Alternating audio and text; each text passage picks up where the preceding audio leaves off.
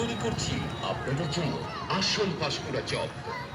এই চপ বহু মানুষের প্রশংসিত ও সুপরিচিত আসল পাঁশকুড়া চপ। তাই তো বলি দাদা, তাই তো বলি দিদি।